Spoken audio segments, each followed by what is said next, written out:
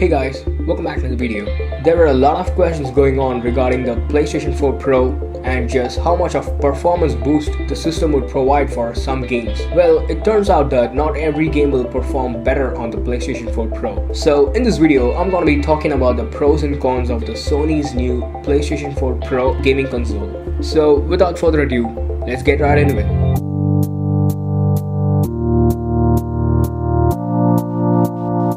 GameSpot is reporting that following the unveiling of the PlayStation 4 Pro last week, they managed to get in some questions with the developers about whether or not the games would run at higher frame rates on the PlayStation 4 Pro. One such game is Mass Effect Andromeda, which was one of the showcase games for Sony's new 4K enabled game consoles. However, the upcoming sci-fi space opera will not run any different on the PlayStation 4 Pro compared to the older PlayStation 4. It was revealed that Mass Effect will be 30 frames per second on both iterations of the PlayStation 4. Some gamers had hoped that it would be 60 frames per second on the PlayStation 4 Pro, since the system has a slight bump up in specs over the standard PlayStation 4. But unfortunately, it's a no-go. One game might be a fluke or an anomaly, but what happens when it's 2 games, or even 3 games?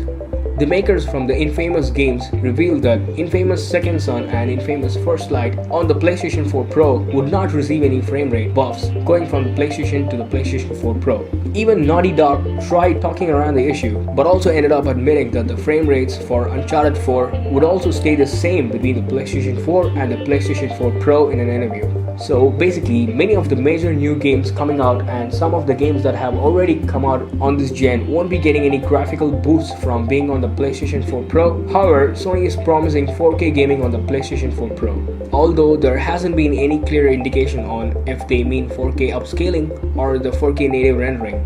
This means both the Xbox One S and the PlayStation 4 Pro are taking advantage of the 4K resolution and high dynamic range technology. But while the PlayStation 4 Pro boasts a more powerful processor and graphics chip, the Xbox One S is the only console available with a built-in Ultra HD Blu-ray player. First, let's get some definitions out of the way. Most high-definition TV sets right now boast a 1080p resolution. That's HD, and that's also the resolution that a standard Blu-ray disc. But now we have a new generation of TV technology called the Ultra HD. This displays at 4K resolution, essentially 4 times the pixel count of a 1080p.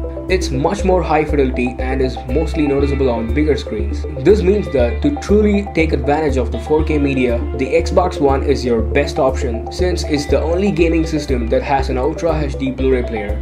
If you get a PlayStation 4 Pro and still want that feature, you'll also need to buy an Ultra HD Blu-ray player, which is gonna cost you around $300 at the moment. Based on the current specifications of the PlayStation 4 Pro, it is certainly not 4 times more powerful than the original PlayStation 4, and is still running on a slightly bumped up Jaguar APU with higher clock speeds and more compute units on the graphics chip. But the console is nowhere near powerful enough to run high-end AAA games at a native 4K resolution. Some gamers are speculating that the PlayStation 4 Pro will only upscale games to 4K and won't actually run them at that resolution, meaning that the difference in graphic sharpness from the PlayStation 4 to the PlayStation 4 Pro may not be as good as you might be hoping. Worse yet is that not every game will also take advantage of the small hardware upgrade to offer better frame rate performance either. In conclusion, each system has its own exclusives, from Uncharted and God of War on PlayStation to Halo and Gears of War on Xbox. You should absolutely consider which console has the exclusive content you prefer before buying. With all the above in mind, it's important that we talk price. The PlayStation 4 Pro costs $399, which isn't a bad price at all considering it's a very powerful system. However, the Xbox One S is just $299. That $100 could go towards a new game and a second controller.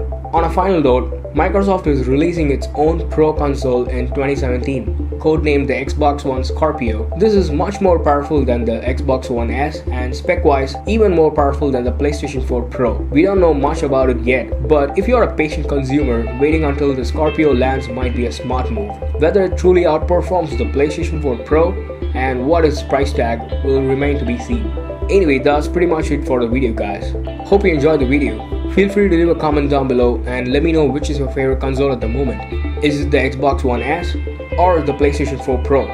And subscribe and stay tuned for more videos. Peace out. The new AirPods feature a new W1 chip and the ability to talk with Apple's Siri virtual assistant with just a tap. They provide 5 hours of battery life on one single charge and up to 40 hours in their new custom case.